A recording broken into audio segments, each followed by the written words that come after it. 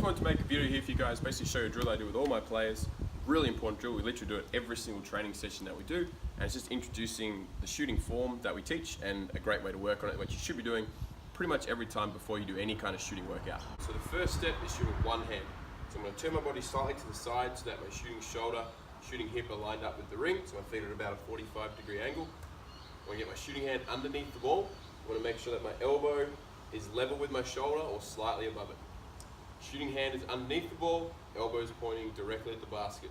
I'm going to aim it, I'm going to shoot, freeze my finish, get my fingers down and keep them spread and point them directly at the basket.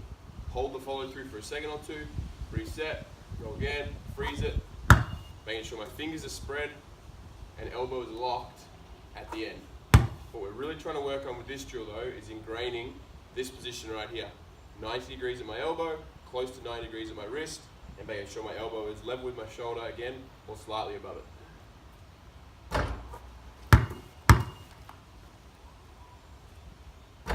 Second drill, I do exactly the same setup. So I start with one hand, I get the elbow above my shoulder, make sure I got my elbow pointing at the ring, wrist back.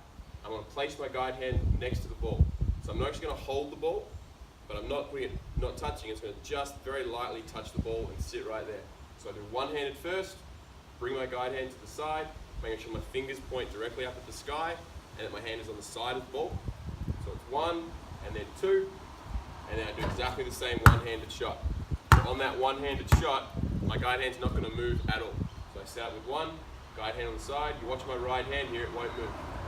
I'm just doing a completely one-handed shot. So it's exactly the same drill, but you've just got your right hand, the right hand shoes will be your left hand on the side. One, two, and then shot. Third step, bring the ball down to my waist now. So I start with one hand. I put the guide hand on the side in the same position on the side of the ball, fingers pointing straight up.